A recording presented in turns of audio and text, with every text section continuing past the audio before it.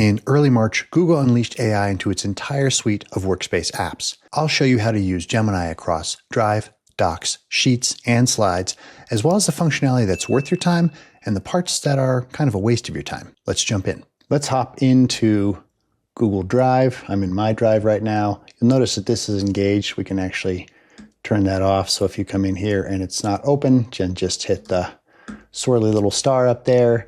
And then this is really cool because I'm sure you're used to this kind of searching in Drive. This is way more intuitive. So let's say pull any documents related to prompting. So now it's going to drive through all of my folders in my Drive here, and it's going to look for those specific documents, even if their name has nothing to do with prompting. And then that came back with a pretty slick response here. You can see all of the documents as well as a quick summary of what is in those documents. And then if we scroll all the way down to the bottom here, we can just select the one that we want. And I want the astronaut in space station script that I wrote for a video. The next really cool thing about Drive is connecting a Drive to Google Gems. Let's head over to Gemini here and we'll open this up and go to Gems. We can close that back and then hit New Gem here. And we're going to call this the prompt generator. Great. And then my instructions here, just paste those in. I write prompts in a very specific way. Please reference the Google Drive before starting and then write prompts in my style based on the topic I provide. Cool. So now we come down here and we're going to go to this add from Drive. And it's going to open up some recents here, and then we're going to go straight into this sample prompts folder, and that'll do it. Cool. So now we have access to that, and it's really cool because it's actually dynamic, meaning I can add different documents or remove them, and then the Gemini gem will go in and check those updated documents based on new changes, and then kind of evolve as the documents evolve, which is great. Let's hit start here. All right, now we're going to start a chat. And now let's go ahead and test it. So I'm going to say the best vibe coding tools, front end, including UI UX and back end. Left it on Pro here, and let's submit that. Okay, we've got a result here. I'm going to go ahead and show you a sample from one of the documents that's in that Drive. And again, it's got this format of craft, so context, role, action, format, and target audience here. So now let's go and check Gemini and see what we've got here. All right, I'm looking to rapidly build and deploy modern web applications, vibe coding, action, format, target audience. Fantastic. And if you show the thinking here, you can see what actually happened, and it went into analyzing the prompt structure here, and you can see that it identified these things right off the bat. So it definitely went into the folder and did the work.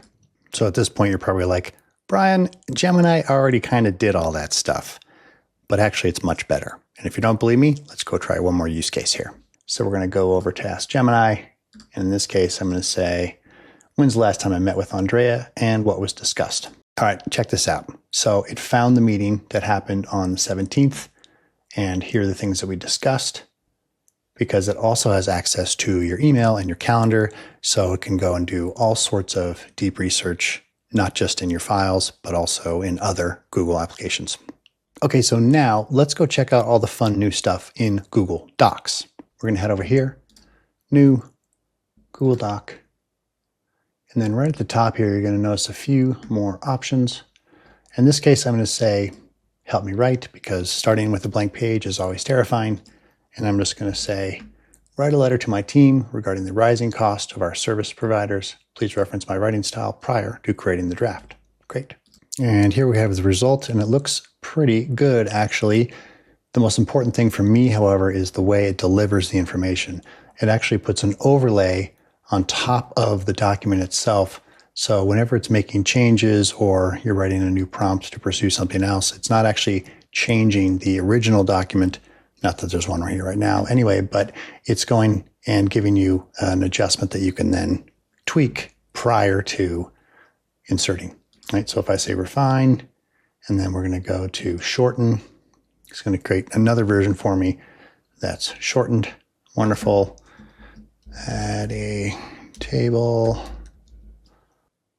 and voila, a table has been included.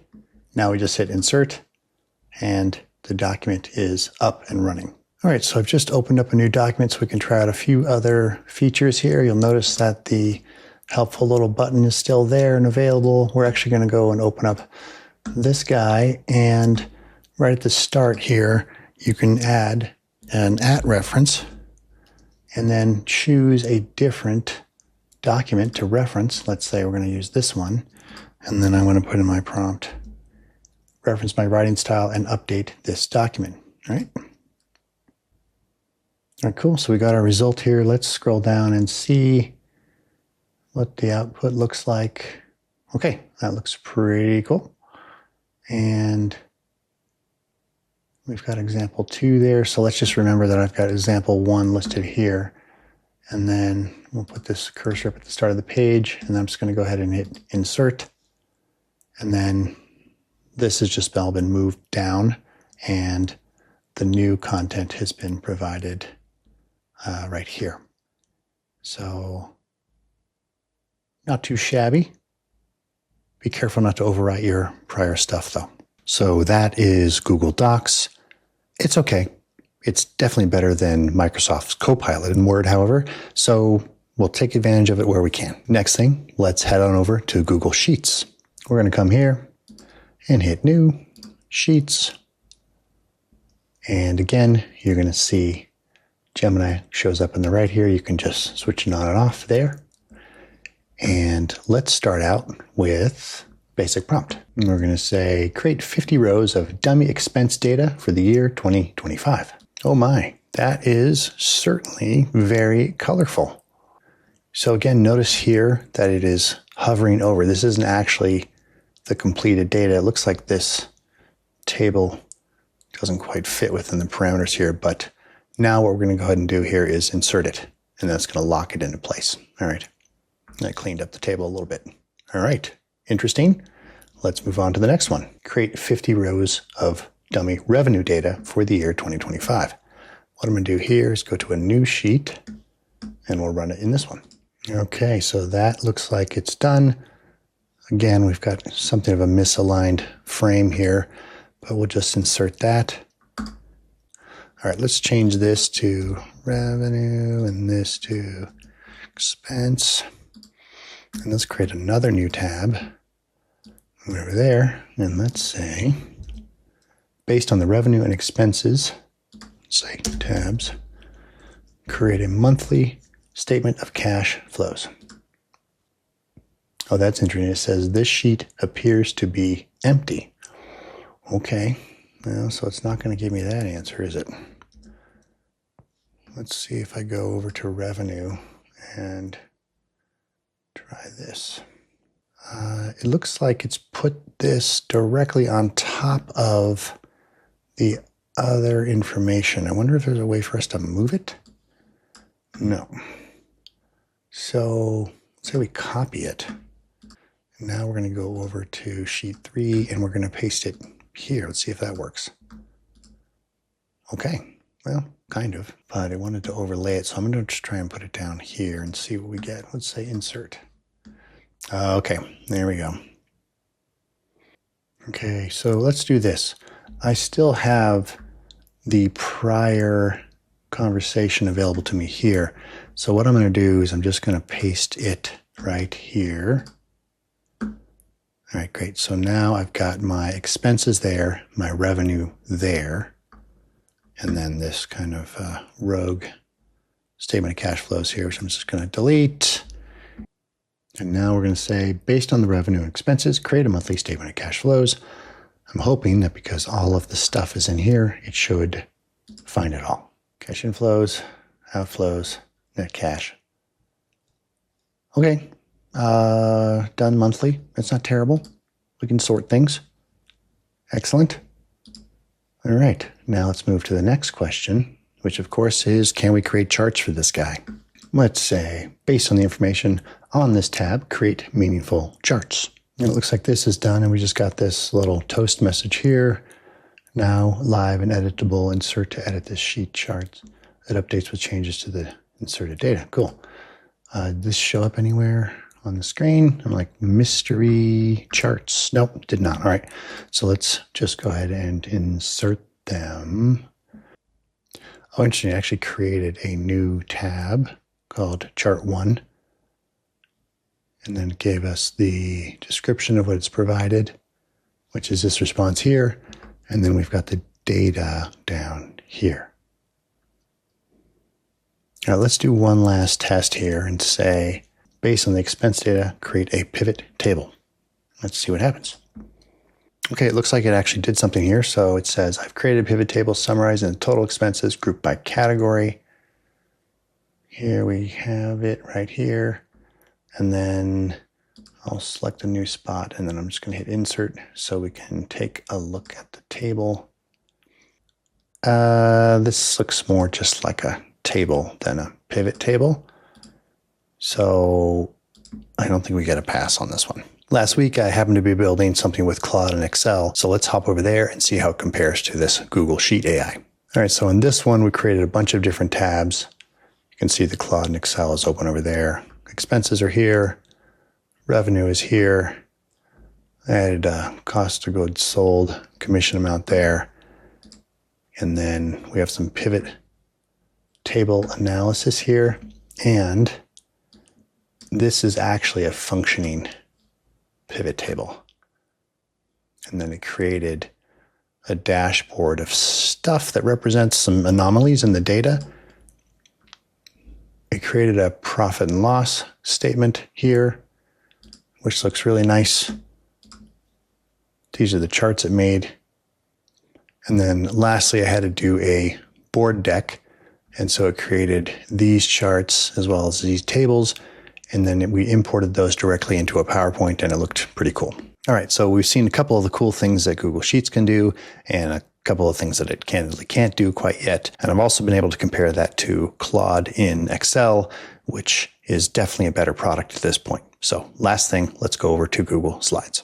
As a quick aside, Lawton Learns is offering a new AI and automation education platform specifically for your business. Join a community of like-minded professionals to learn advanced prompting techniques, workflow automations, custom GPTs, Google Gems, AI and social media, and a whole bunch more with new courses launching each month. We're back in Drive here. We're going to hit New, Google Slides. Right when we get to this page, it's going to ask us if we want to use a template. I'm going to go for a blank slide, and let's open up Gemini over here, and we'll paste in, create a topical overview slide for a class on AI and workflow automation. Let's run this guy. And let's check out our results here. We got a couple of key topic items, and then we actually got this visual, which I'll say Claude in PowerPoint does not actually do visuals. And then the really cool thing here is you can go down and beautify this slide. And then let's go over to the image here. And then let's see what it created for us here. If we click on that, oh wow, so it just added a bunch of colors in the background and made it prettier. Excellent. So we'll insert as a new slide. And then let's go into image and we'll paste this prompt, which is take the first major point from this slide and expand on it, create a deep dive slide, etc., etc. And we'll see what it creates here. Okay, so let's see what we have here. It's took this first line, understand the intersection of AI and business workflows, and it created a new slide just for that. Let's actually dig into it and see what it looks like on a new slide. Oh, interesting. It actually created the surrounding. Okay, so maybe we're just going to go ahead and crop this and then just use that. Keep in mind the downside of this, of course, is that the text that it's providing here is not going to be editable text. I'm going to go ahead and paste in here, change header number 2 to data-driven decisions. Right now it's data-driven decision making. All right, now let's go and take a look at what we've got here. And we're going to say insert as new slide, just because I want to compare them. Looks like everything else is the same except for this one change right here. Okay, that's pretty slick. Now let's see if it can make 10 slides for us. All right, so we're going to go into here, and I'm going to go ahead and paste this next prompt, create 10 additional slides on AI and workflow automation. And let's push play. Whoa, I was honestly not expecting this to work, but it did a really cool job here. All right, so here are the 10 slides it made. We can go through and check them all. They don't actually fit into the slide frame because they're all based on the framing that I did over here, which is too bad. If I'd known that, then I probably would have done it differently. But we can go through each one of these. I'm going to go down here and just preview it and insert it as a new slide, and then preview it and insert it as a new slide, and just keep going down the chain here. And suddenly we have a really cool presentation that referenced my website and industry best practices. So very, very cool. Here's the key tip. You have to do this in Nano Banana. So notice up here that we've got Help Me Visualize engaged. That came from me going to this Nano Banana button right here and then making the request. If you don't do that and you try and just create slides outside of the Help Me Visualize, it won't work. So if you go here and say create 10 new slides, it's not going to happen. So just note that. Now, just to give you a quick compare and contrast, this is Claude in PowerPoint. This is a deck that I had it make last week. And most recently, I added this slide with the prompt, create an overview slide for a class on AI and workflow automation, include a visual. All it's really capable of doing here is using the core functionality within PowerPoint. So for instance, it's not drawing these charts, it's taking the chart functionality from within PowerPoint and it's creating the charts on its own. And so when you compare it to Nano Banana within slides, you'll see a very different outcome here because you can actually get visuals. In summary, the new AI integrated search in Google Drive is a very welcome addition, and it's something that Apple and Microsoft have been unsuccessfully pursuing for many years. So nice job, Google.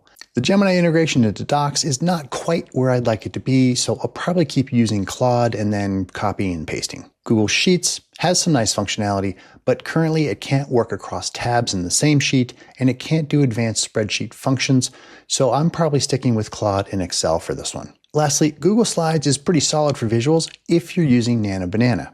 Keeping in mind you can't directly edit those slides unless you reprompt Nano Banana. Claude in PowerPoint also does a nice job with creating full presentations that are immediately editable. So dealer's choice on that one. Thanks for watching, and I'll see you next time.